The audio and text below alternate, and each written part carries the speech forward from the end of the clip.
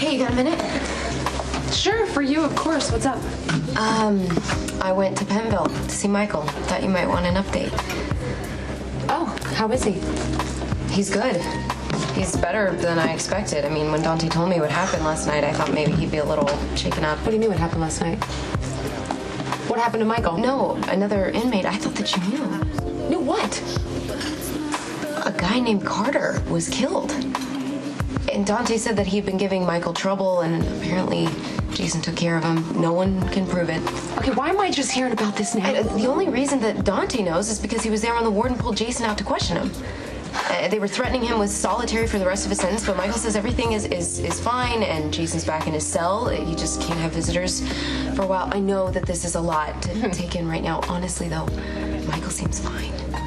He's not fine, Lulu. He won't be fine till he's out of prison. This is an 18-year-old kid we're talking about here. A good kid who will be turned into a hardened criminal by the time he gets out. Please, I mean, Your Honor, Michael has already lost a year of his life because of Sonny and Claudia's power struggle. Her death should not cost him 2 more. And if Michael had come forth and confessed the night it happened, things would be different. You act like he had a choice. There's always a choice, Detective. Not when you're Sonny Corinthos' kid. By the time Michael had realized what he'd done, the cover-up was already set in place. Jason and Sonny swooped in, got rid of the evidence, made sure everyone had their stories straight. Okay, that's just a day at the office for those 2 guys, but not for Michael. What happened at the cabin that night weighed on him for months. Therein lies the problem. Months passed, and Michael remained silent. His one half-hearted attempt at confession was not sufficient proof of his remorse. Because Sonny was pressuring him to keep the secret. I can tell you from personal experience, that man is very difficult to refuse. I was working undercover. My job was to take Sonny down. And I can tell you, the longer I was on the job, the harder it got to tell the difference between Sonny, the cold-blooded killer, and Sonny, the good father. And I'm an experienced cop. We're talking about a kid, his teenage son, who just wants to make his father happy. Now, perhaps now you can see why I thought it necessary to remove Michael from under Sonny's influence. And like Sonny, Michael has a conscience. Despite what everyone in his life was telling him to do, which was to keep his mouth shut, he wanted to take responsibility for his actions, which he did. After you forced his hand. You need to understand the strength it took for Michael to go up against Sonny. A man he grew up idolizing, and tell the truth at all. Michael did the right thing. I'm asking you to do the same thing and show him a little compassion. Maybe Lulu's right to worry. I mean, Dante did go to jail for trying to get Morgan off the witness stand at Dad's trial. Who knows how far he'll go to get me released? Even if it's only clear his conscience. Look, I'm all for Dante using any pull he has to get you out of here. Do not mistake his guilt for loyalty.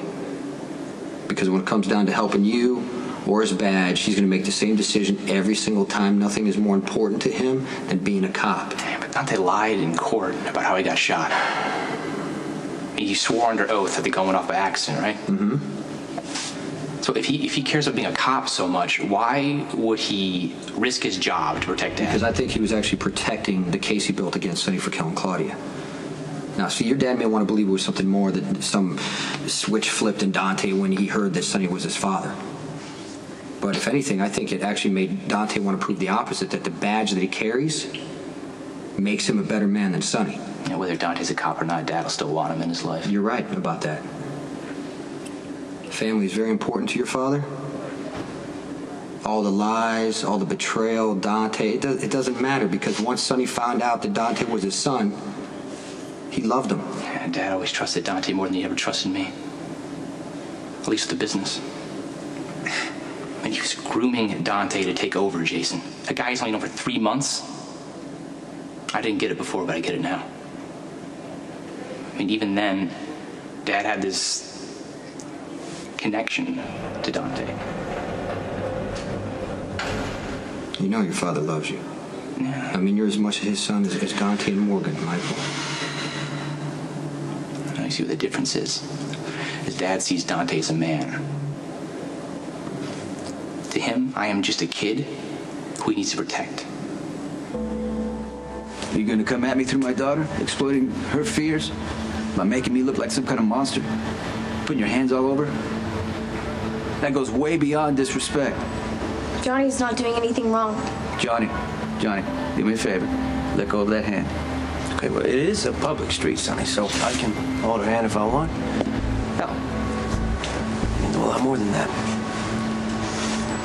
She's 17. Which is the legal age of consent in the state of New York. However far we take this does not concern you. Car's out there, okay? Just wait for me. I'm not leaving Johnny. I want you to go in the car right now. No. I'm sick and tired of you trying to run my life. Why can't you just let me be happy? With him? At least I know Johnny would never hurt me. Johnny is using you, sweetheart. He wants me to suffer. He could care less if he hurts you. You think that's a decent guy? You should be you deserve somebody better. Let me take you home, please.